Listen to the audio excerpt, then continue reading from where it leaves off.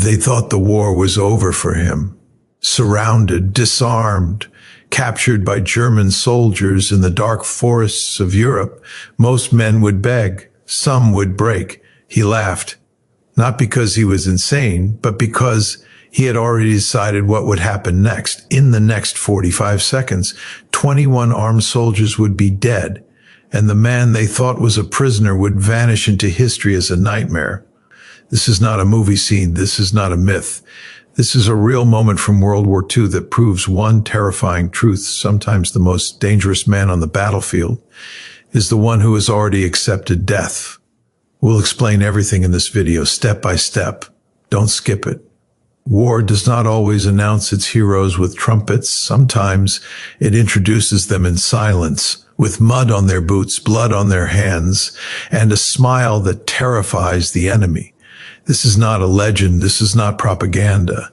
This is the true story of a man the Germans thought they had broken. They were wrong, captured. Europe was burning. The forests were thick with smoke, the ground soaked with rain and fear. German patrols hunted relentlessly, searching for Allied soldiers who dared to move in the shadows. That night, one man moved alone. He was captured quickly, outnumbered, exhausted, surrounded by rifles and harsh German voices, hands raised, weapons stripped, a prisoner. For most men, this moment meant the end, interrogation, torture, or a shallow grave. But this man did something unexpected. He laughed, not loudly, not mockingly, but calmly, confidently. The Germans didn't understand it. They should have. The man they misjudged, his name was Leo Major, a French-Canadian soldier of the 1st Special Service Force, one of the most feared Allied units of the war, a sniper, a scout, a man who once lost an eye in battle and refused to leave the front. To Leo Major, capture was not defeat. It was opportunity. 45 seconds of chaos. As the Germans marched him through the forest, weapons slung casually over shoulders, they relaxed. That was their final mistake. In 45 seconds, the world exploded. Leo Major lunged. A rifle seized, a trigger pulled, a body dropped, another weapon, another shot. Panic tore through the patrol. In less than a minute, 21 German soldiers lay dead, not because of rage, not because of cruelty, but because Leo Major had already accepted death and feared nothing. When the shooting stopped, the forest returned to silence. Only one man stood, free, beyond survival. This moment wasn't just about killing, it was about defiance. It was proof that courage is not loud, it is controlled. That fear does not disappear, it is mastered. Leo Major didn't run away after that night. He went on to do the unthinkable, liberating entire towns alone, capturing enemy soldiers by the dozens, and refusing medals he felt he didn't deserve, because to him, heroism was not glory. It was duty. Why this story matters. History often remembers generals, maps, dates, but wars are won by men like this. Men who refuse to surrender even when surrounded, men whose laughter in captivity tells the enemy, you haven't won. Leo Major survived the war. Many others didn't. And that is why we remember. Closing. So the next time you hear the word hero, don't imagine perfection.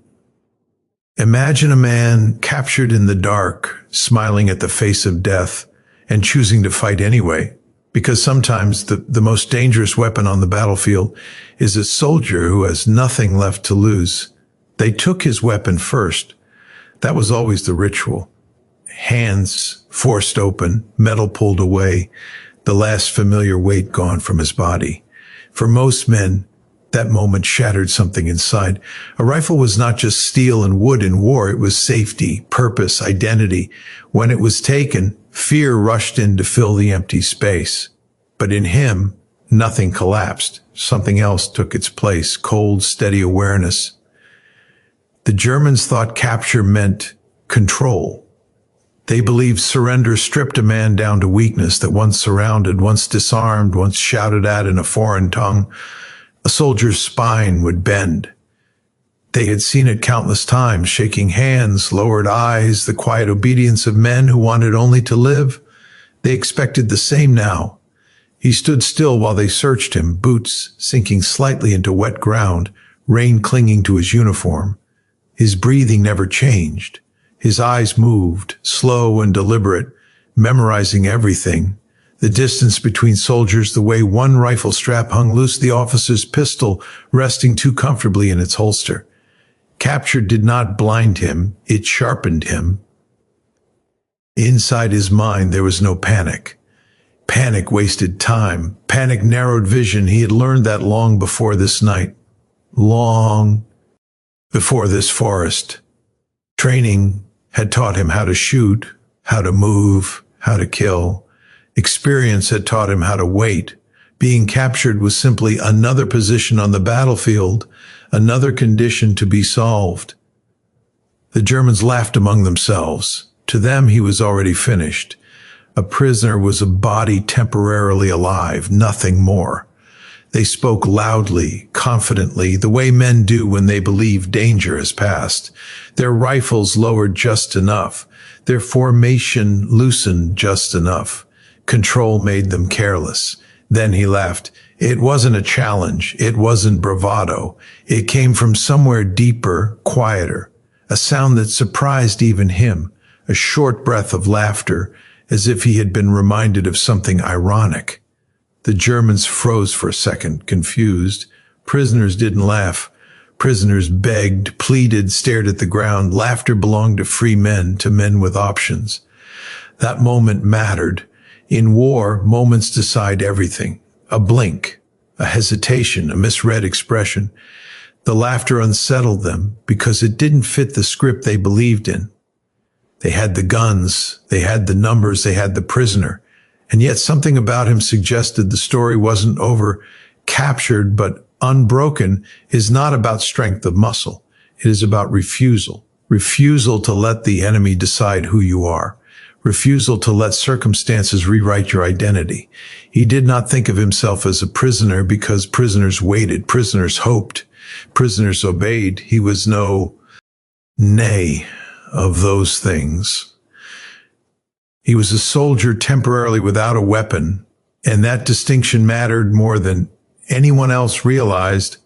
As they marched him forward, boots crunching softly through leaves and dirt, his mind stayed ahead of his body. He counted steps. He tracked rhythm. He listened not to words, but to tone, to spacing, to the subtle shift of confidence turning into routine. Capture had placed him inside the enemy's circle, and circles always had weak points. Fear existed, of course. Only liars claim otherwise. But fear did not dominate him. It sat where it belonged, acknowledged and controlled. He had faced death before. He had accepted it once already, somewhere earlier in the war, when survival was no longer guaranteed. That acceptance was power. When death stops being the worst outcome, the enemy loses leverage. The Germans believed capture ended resistance. History proved them wrong again and again, but belief is stubborn. It makes men predictable. They walked him not like a threat, but like cargo. Their attention drifted outward, scanning the forest for enemies that no longer existed in their minds. The danger they assumed had been secured. Inside him, nothing had been secured. Every sense stayed alert, every movement was measured, even his posture was intentional, not slumped in defeat, not tense in aggression, but neutral, forgettable.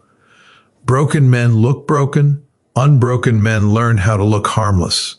Capture did not erase his will, it condensed it, stripped of tools, stripped of allies, stripped of immediate choices. His purpose became singular and clear, regain control. Not later. Not eventually. The first opportunity would be the only one that mattered.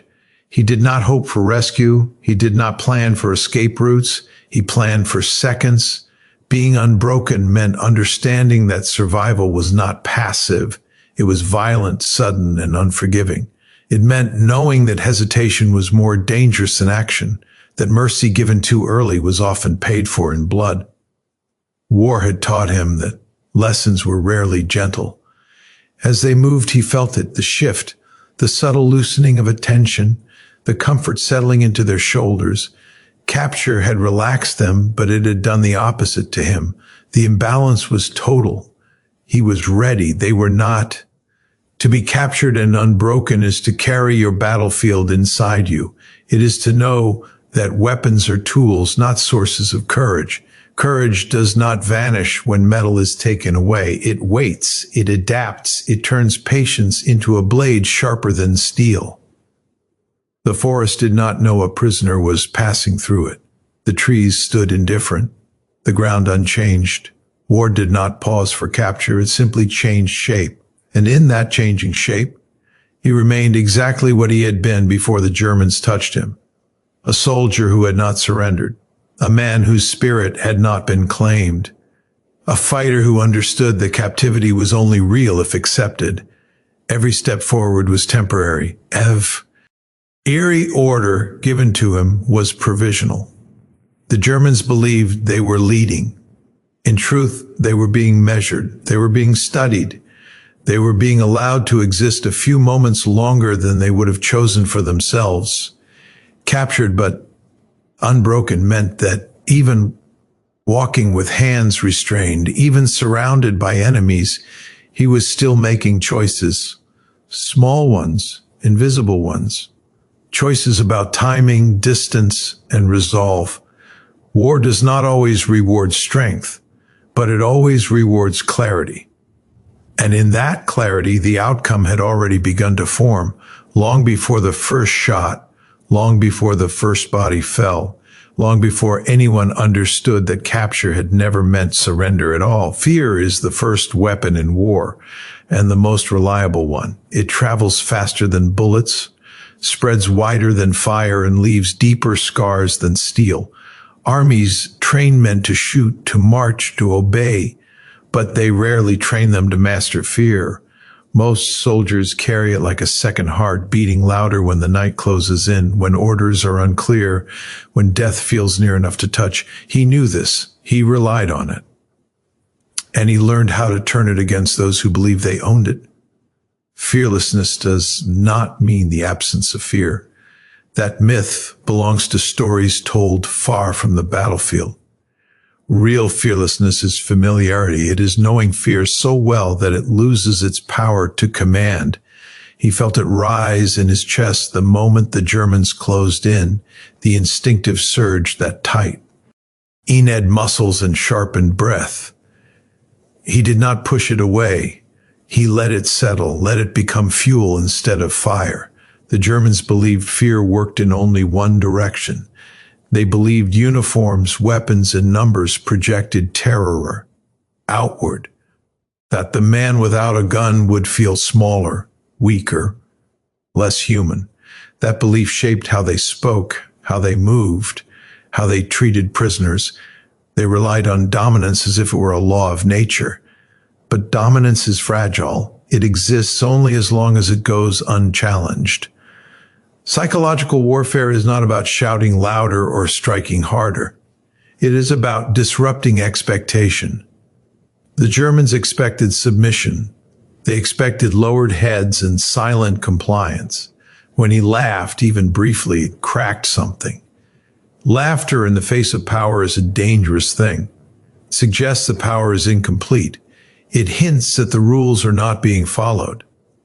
That laugh did more than confuse them. It introduced doubt, and doubt is lethal in combat. Doubt slows reactions. Doubt fractures coordination. Doubt makes men look at each other instead of forward. In that second of confusion, their superiority shrank. The prisoner became an unknown, and unknowns are feared more than enemies. He understood this instinctively. Psychological warfare was not a tactic he read about. It was something he lived. Every calm movement, every steady breath, every refusal to appear broken sent a message. It said that capture had failed. It said their authority was being G-tested. It said that something violent was waiting beneath the surface. Fearlessness unsettles because it breaks the hierarchy war depends on. War functions on predictable roles, captor and captive, armed and unarmed, powerful and powerless. When someone refuses to play the assigned role, the structure trembles. The Germans sensed it even if they could not articulate it. Something about him did not align with the position he was supposed to occupy. They tried to reassert control through routine, marching him forward, talking over him, treating him like an object being moved from one place to another. Routine is comforting in war. It gives the illusion of safety, but routine also dulls the edge. It encourages assumptions, and assumptions are where fear changes sides. Inside his mind, fear was no longer about dying.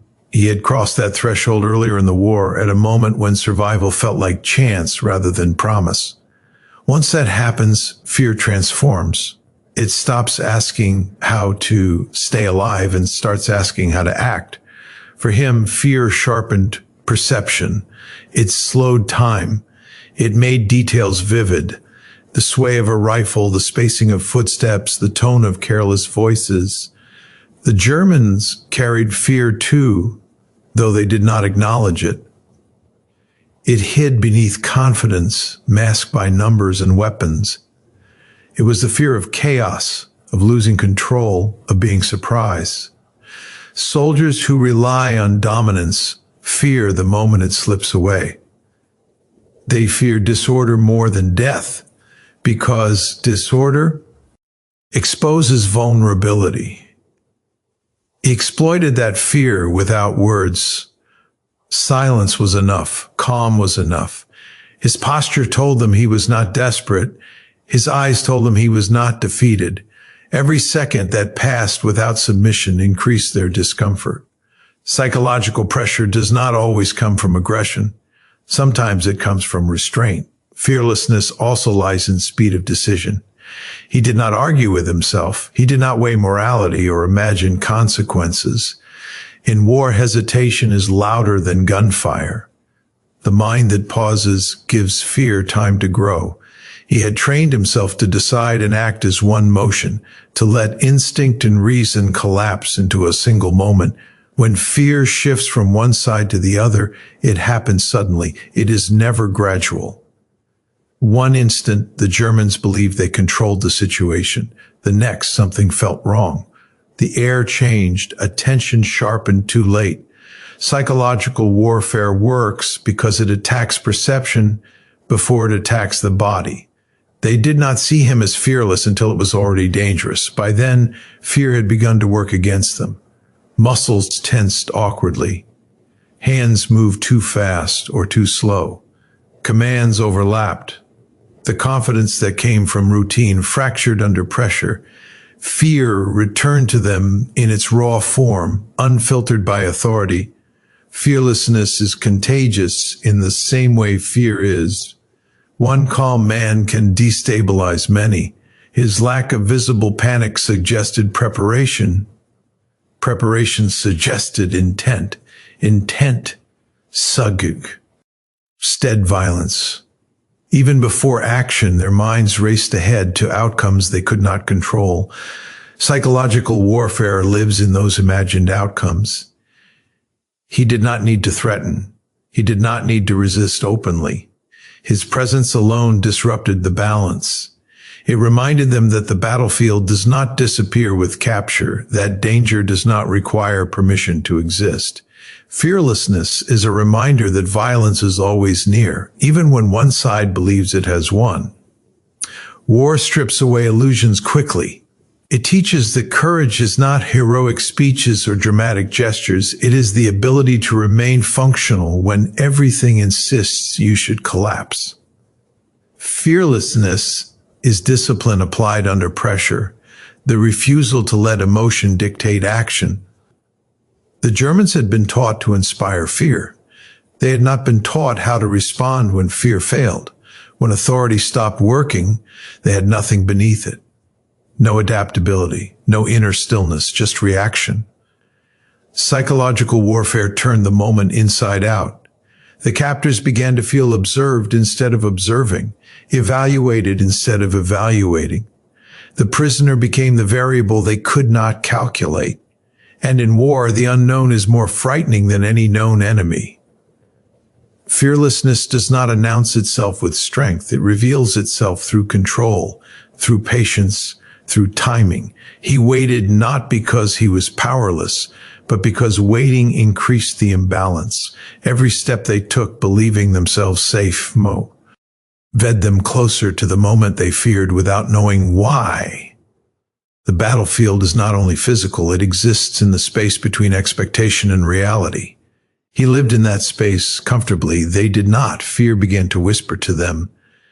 Something had gone wrong, that the story they believed in was unstable, that dominance could evaporate in a heartbeat, that the man they thought they owned had never belonged to them at all. 45 seconds is not a long time. It is less than a minute, shorter than most people need to tie their boots or light a cigarette.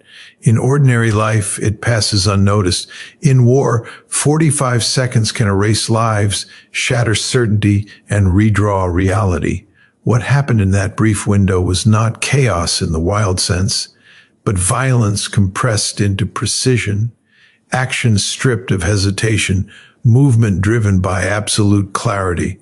The moment arrived without warning. There was no signal, no shouted command, no dramatic pause. 1 second, the Germans believed the situation was stable. The next second, stability no longer existed. Decisive violence is not loud at first. It begins as motion, sudden and irreversible. A body shifting where it should not, hands moving with intent instead of obedience. Surprise freezing thought before thought can become reaction. He did not explode into action blindly. Every movement had been rehearsed in the mind long before it occurred in the body. Decisive violence is never impulsive. It is delayed intention, finally release. The seconds before mattered more than the seconds themselves. Observation had already mapped the outcome. Timing had already been chosen. When action began, thinking ended. The first act was about speed, but speed alone is useless without direction.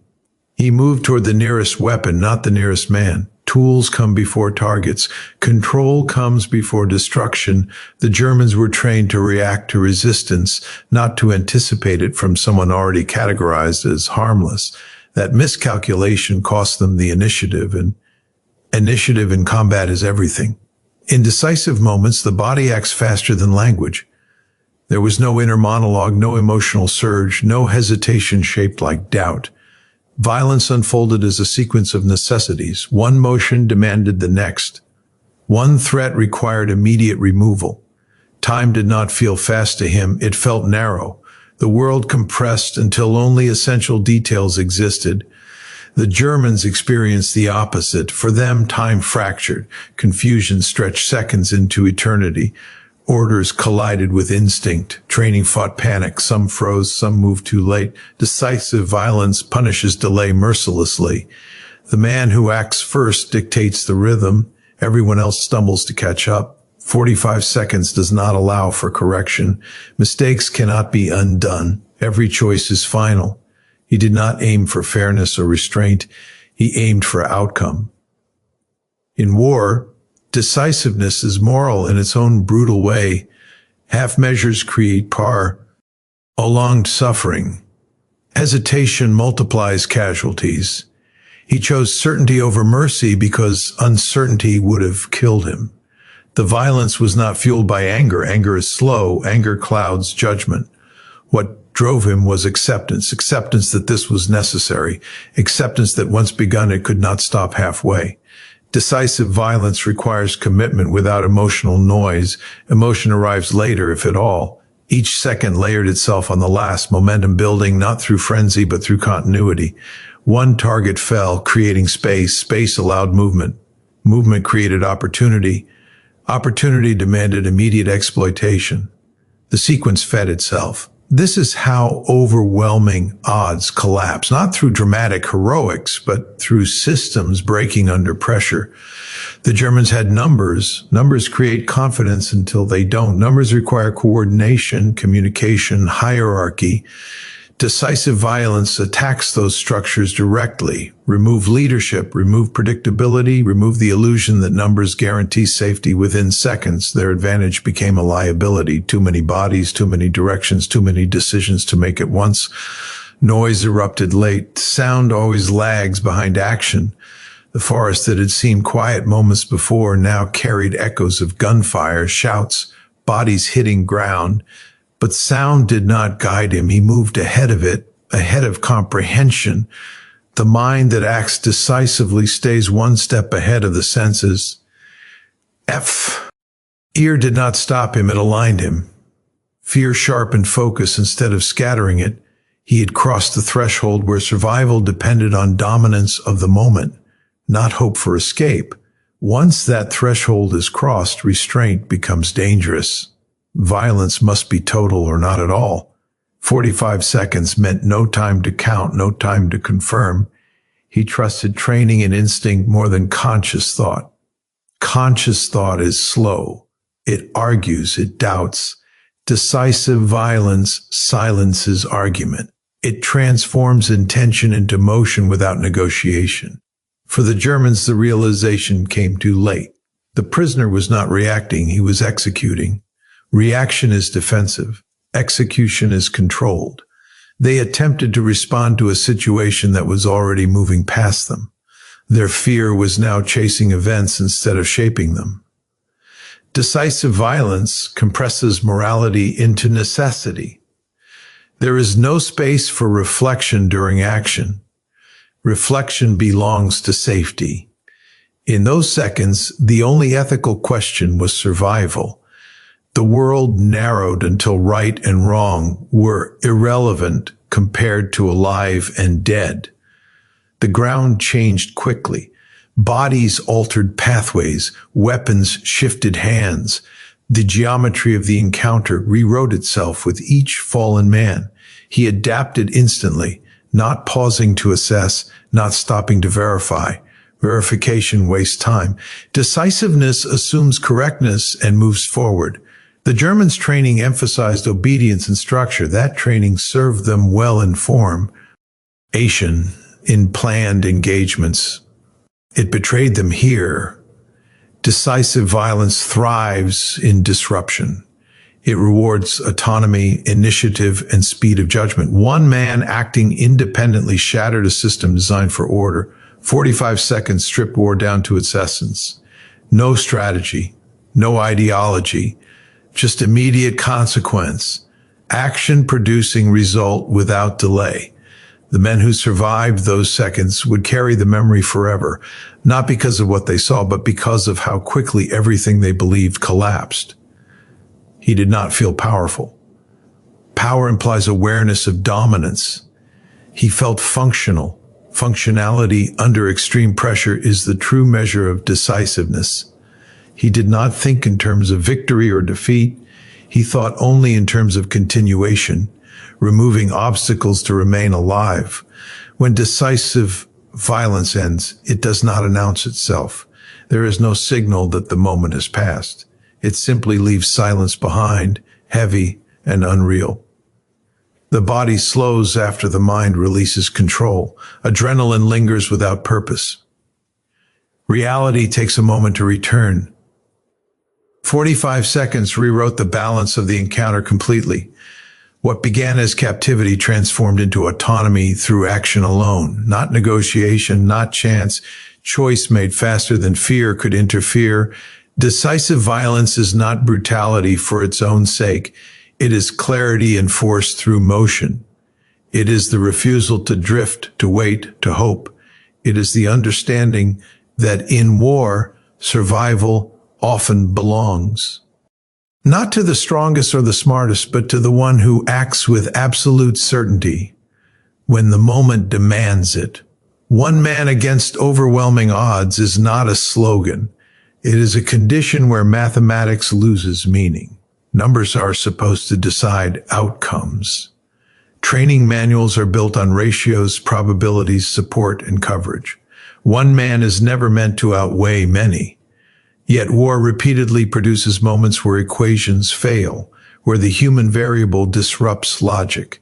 In those moments, survival no longer belongs to the side with more bodies, but to the side with sharper will. He understood the imbalance immediately. He felt it in the spacing of boots behind him, in the weight of attention pressing from all directions, many eyes, many weapons, many opportunities for death.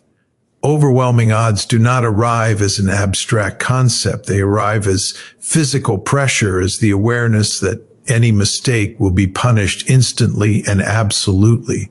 Most men respond to that pressure by shrinking inward, conserving energy, waiting for instruction or mercy. He did the opposite. Being alone stripped away illusion. There was no backup to rely on, no plan to defer to, no authority to absorb responsibility. Every decision would be his alone. That isolation was not a weakness, it was clarity. When many act together, hesitation spreads. When one acts alone, hesitation has nowhere to hide. Overwhelming odds create a paradox. They intimidate, but they also breed complacency. Men surrounded by all eyes feel protected. Protection dulls vigilance. It encourages shortcuts, assumptions, routines. The Germans believed numbers guaranteed control. They believed one man could not meaningfully threaten many. That belief shaped their posture, their spacing, their attention. It shaped the gaps he needed. Alone, he was forced into total awareness. No detail was too small. The way a rifle strap twisted, the angle of a shoulder, the rhythm of steps. When you stand against many, you must see more than any one of them sees. Your survival depends on it. Awareness becomes armor. The weight of numbers also creates noise. Voices overlap, commands compete, responsibility diffuses. No single person fully owns the moment. In contrast, the lone man owns everything. Success and failure are indivisible. That concentration of responsibility sharpens action. There is no room for negotiation with oneself. One man against overwhelming odds requires acceptance of loss before action. He did not believe he would win in a conventional sense. He did not imagine walking away untouched. He accepted injury, pain, even death as possibilities already priced in. That acceptance removed fear's leverage. Fear cannot threaten what has already been acknowledged. The Germans moved as a group, but groups move slower than individuals when surprise is introduced. Coordination takes time. Communication takes time. Time is the one resource a lone fighter cannot afford to give away. He relied on that asymmetry. Speed over scale. Precision over volume. Overwhelming odds collapse when initiative is seized. Initiative does not care about fairness. It rewards whoever moves first with intent. The first action forces reaction. Reaction is always behind. One man acting decisively can force many to respond individually instead of collectively. That fracture is fatal. Alone, he did not need to protect anyone else. He did not need to maintain formation. He did not need to check positions. He was free to move unpredictably. Unpredictability multiplies the effect of being outnumbered. It turns every opponent into a potential threat to every other opponent. Confusion spreads faster than orders. The psychological weight of numbers also works both ways. For the Germans, numbers created confidence that had not been tested. For him, numbers clarified the stakes. There was no illusion of safety. That clarity produced focus others did not share. Men who believe they are safe look outward. Men who know they are not look inward and sharpen themselves. One man against overwhelming odds becomes dangerous when he understands that the enemy's strength is also their constraint. Numbers require space. They require coordination. They require predictability. A single man needs none of those things. He can compress himself into moments and angles that groups cannot occupy. The Germans saw him as isolated. Isolation implies vulnerability. They did not consider that isolation also removes dependency. He did not need permission to act. He did not need consensus. He needed only timing. Timing is easier to achieve alone than in a group. Overwhelming odds often produce a false sense of inevitability. The belief that the outcome is already decided encourages sloppiness. Sloppiness is invisible until it is exploited. He lived in those invisible margins. He waited where assumptions lived. He moved where certainty had replaced caution. One man can become many in the mind of the enemy. Unclear movement creates imagined allies. Sudden violence suggests coordination that does not exist. Fear fills gaps with exaggeration. The Germans could not immediately tell whether he was alone. That uncertainty multiplied his presence. One became two became many. Overwhelming odds reversed themselves psychologically before they did physically. He did not attempt to defeat everyone. He attempted to defeat the situation. Situations are more fragile than people. Break structure and numbers scatter. Break confidence and coordination dissolves. One man cannot fight many at once, but he can prevent many from fighting as one. Against overwhelming odds, conservation of motion matters. Every movement must produce effect. No wasted steps, no unnecessary actions. He moved like someone who knew he would not get a second chance. That urgency sharpened efficiency. The Germans, believing in their numbers, wasted seconds they could not afford. Being alone also meant he carried the entire narrative. There was no shared interpretation of events. His perception defined reality for himself. That autonomy allowed him to adapt instantly without reconciling perspectives. Groups must agree. Individuals decide. Overwhelming odds rely on morale as much as manpower. Morale collapses quickly when expectations are violated. They expected control. They received resistance. They expected compliance. They encountered initiative. Each broken expectation eroded confidence. Confidence once lost does not return in time to matter. One man against overwhelming odds forces the enemy to confront a truth they avoid. That control is never absolute. That dominance is conditional, that even a single will can disrupt a system built on force. That realization is destabilizing. He'd not feel heroic. Heroism implies distance from danger. He felt exposed, alert, alive in a way that left no room for abstraction. Every sense worked at maximum clarity. The world reduced itself to immediate necessity. Overwhelming odds narrowed his focus instead of widening it. There was no room for imagination, no space for fear to wander. The present moment consumed everything. In that compression, he found freedom. Freedom from doubt. Freedom from second-guessing. Freedom from the need to be anything other than effective. One man against overwhelming odds is not about superiority. It is about imbalance exploited through action. It is about understanding that war does not reward symmetry. It rewards disruption. It rewards those willing to act decisively when logic says they should not. The Germans believed numbers closed the story. He understood numbers only opened it. Their confidence became inertia. His isolation became momentum. Momentum does not ask permission. It carries forward until something stops it, and in those moments nothing did. Defiance is often misunderstood as noise, as shouting back, as open refusal. In war, true defiance is quieter. It lives in choices made under pressure, in decisions that deny the enemy what they expect most, submission. Heroism is usually framed as sacrifice in service of others. Dramatic acts performed for a cause larger than the self, but defiance redefines heroism by removing the audience. It becomes internal, private, measured only by whether the will remains intact. He did not set out to be heroic. That word implies intention, a desire to be seen or remembered. Defiance does not care about memory. It exists in the moment, concerned only with control.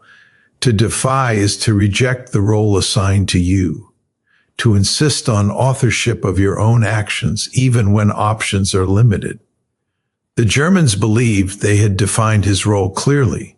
prisoner, captive, object. Defiance was his refusal to accept that definition. Redefining heroism begins with rejecting helplessness. Helplessness is taught. It is reinforced through authority, repetition, and fear. Soldiers are trained to obey hierarchy. Prisoners are expected to internalize powerlessness. He refused to internalize it. Even bound, even surrounded, he retained ownership of his decisions. That ownership was the core of his defiance. Traditional heroism often celebrates endurance, holding on, surviving, waiting for rescue. Defiance shifts the focus from endurance to agency. It asks not how long one can last, but how one chooses to act. Waiting would have been safer in appearance, but waiting meant accepting the enemy's timeline. Defiance demanded seizing the moment, not enduring it. The Germans expected fear to erode resistance over time. Fear is effective when it convinces someone that compliance is the only rational choice. Defiance interrupts that logic. It introduces irrationality from the enemy's perspective. A man who should submit but does not becomes unpredictable. Unpredictability undermines control more effectively than open rebellion. Heroism is often portrayed as moral clarity in impossible situations. Defiance reframes morality as fidelity to self rather than adherence to rules. He was not choosing between good and evil in an abstract sense. He was choosing between surrendering his will or asserting it. That choice carried moral weight precisely because it was personal and unobserved. The act of defiance did not come with speeches or gestures. It manifested in calmness, in restraint, in timing. It was visible only through contrast. Where fear was expected, there was composure. Where obedience was assumed, there was calculation. These subtle deviations accumulated until the enemy sensed something was wrong without knowing why. Redefining heroism also means removing grandeur. There was nothing grand about the situation. Mud, rain, darkness, confusion. No flags, no witnesses who mattered. Defiance thrives in these unromantic conditions. It is forged not in moments designed for courage, but in moments designed to break it. The Germans believed heroism belonged to victory parades and medals. They understood heroism as something bestowed by authority. Defiance rejects external validation. It is self-issued. He did not need recognition to act. He did not need approval to resist. That independence was threatening because it could not be negotiated with. Defiance also redefines strength. Strength is often associated with physical dominance or numerical advantage. His defiance demonstrated a different strength, coherence under pressure, the ability to align thought and action without delay, the refusal to fragment internally, even as the situation collapsed externally. In traditional narratives, heroes rise above fear. In reality, defiance coexists with fear. He did not eliminate fear. He denied it control. That distinction matters. Fear acknowledged but disobeyed becomes a tool rather than an obstacle. Heroism becomes not the absence of fear, but mastery over it. The Germans relied on predictable responses to maintain order. Their systems were built around compliance. Defiance introduced disorder not by opposing force directly, but by refusing to have as expected. That refusal destabilized assumptions. Assumptions are the invisible scaffolding of power. When they fail, everything built on them trembles. Heroism is often linked to sacrifice for others. Defiance complicates this by focusing on survival without submission. His actions were not altruistic in the conventional sense. They were not performed to save comrades in that moment. They were performed to preserve autonomy. Yet in doing so, they struck at the enemy's confidence, contributing indirectly to a larger struggle. Redefining heroism through defiance removes the need for perfection. He was not flawless. He was not immune to doubt or pain. Defiance does not require purity. It requires resolve. Resolve can coexist with fear, exhaustion, and injury. It persists not because conditions are favorable, but because surrender is unacceptable. The enemy expects broken men to behave in broken ways. When that expectation fails, they are forced to reassess. Reassessment takes time. Time creates vulnerability. Defiance exploits that window. It turns internal resistance into external consequence. Heroism is often commemorated because it fits a narrative. Defiance resists neat storytelling. It is uncomfortable, morally complex, difficult to package. It does not always align with rules of engagement or codes of conduct. Yet it reveals something essential about human agency under extreme constraint. He did not see himself as extraordinary. Self-perception remained grounded in necessity. Defiance was not about proving superiority. It was about refusing erasure. Being reduced to a passive object was a fate worse than death in that moment. Action, even violent action, preserved identity. Redefining heroism also means acknowledging that survival can be an act of rebellion. Living on one's own terms, even briefly, denies the enemy total victory. His defiance ensured that capture did not define the encounter. It became a prelude rather than a conclusion. The Germans believed heroism lay in obedience to command and loyalty to structure. His defiance exposed the fragility of that belief. Structure collapses when individuals stop believing in it. One man's refusal can reveal cracks others did not know existed. Defiance is contagious in subtle ways. It does not spread through imitation immediately, but through realization. It forces observers to confront the possibility that compliance is a choice, not a law. That realization is dangerous to any system built on coercion. Heroism redefined through defiance becomes less about victory and more about authorship. Who decides what happens next? Who controls the narrative of the moment? He claimed that control not through rank or force, but through will translated into action. In that sense, defiance is deeply human. It asserts individuality in a context designed to erase it. War reduces people to units, roles, functions. Defiance, insists on personhood. It says that even here, even now, the individual remains sovereign. The Germans attempted to impose an ending.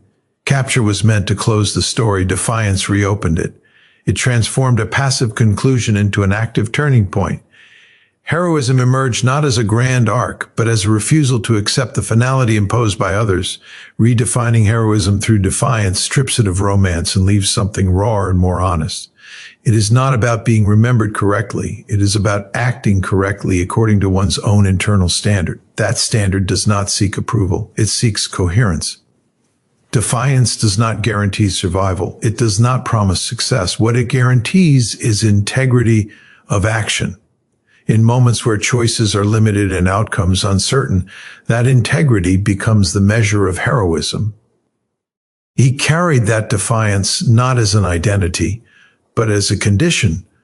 It existed only as long as the moment demanded it.